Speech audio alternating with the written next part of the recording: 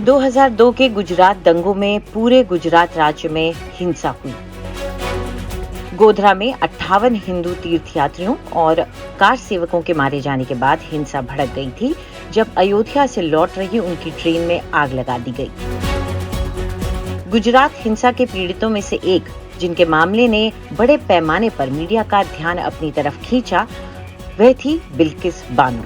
बिल्किस के साथ कई लोगों ने सामूहिक बलात्कार किया और उनकी आंखों के सामने उनकी 3 साल की बेटी सहित उनके परिवार के 7 सदस्यों की हत्या कर दी गई।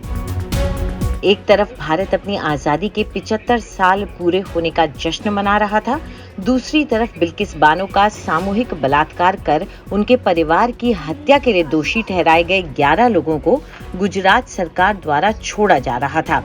इस रिहाई का आधार था मई 2022 का सुप्रीम कोर्ट का आदेश, जिसमें कोर्ट ने गुजरात सरकार को दोषियों की क्षमा याचिका पर फैसला लेने को कहा था और राज्य सरकार ने फैसला लिया, सबकी रिहाई। ये सुप्रीम कोर्ट का आदेश इन्हीं में से एक दोषी की याचिका पर सुनाया गया था। उसने अपनी सजा में छूट के लिए सुप्रीम कोर्ट का दरवाजा खटखटाया था। अदालत ने गुजरात सरकार को रिहाई के मुद्दे पर गौर करने का निर्देश दिया था, जिसके बाद सरकार ने एक समिति का गठन किया। समिति की सिफारिश के बाद सरकार ने दोषियों को रिहा करने का फैसला किया। अब गुजरात सरकार के इस फैसले को चुनौती देते हुए सर्वोच्च अदालत में 2 याचिकाएं दायर की गई हैं। I think that all things considered, it went well because there was a sort of a feeling that is the Supreme Court itself being challenged, etc. And we said no, that's not the case at all.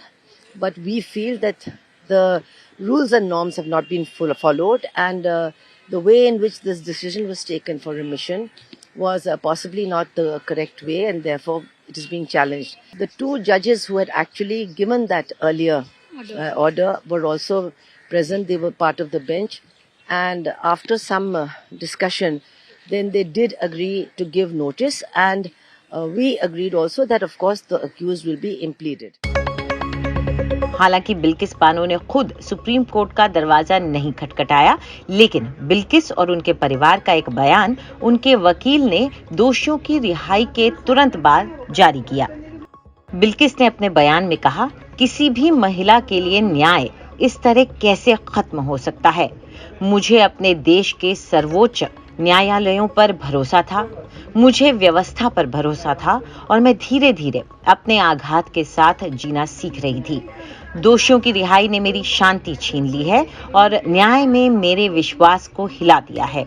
मेरा दुख और मेरा डगमगाता विश्वास अकेले मेरे लिए नहीं है, बल्कि हर उस महिला के लिए है जो अदालतों में न्याय के लिए संघर्ष कर रही है। You see, there were 2 things which transpired before the court today, before the matter was argued by Mr. Kapil Sibal, that we had appeared for and we were appearing for the convicted 11 accused, and this was very strange that they were asking a relief against us and they did not make us the party.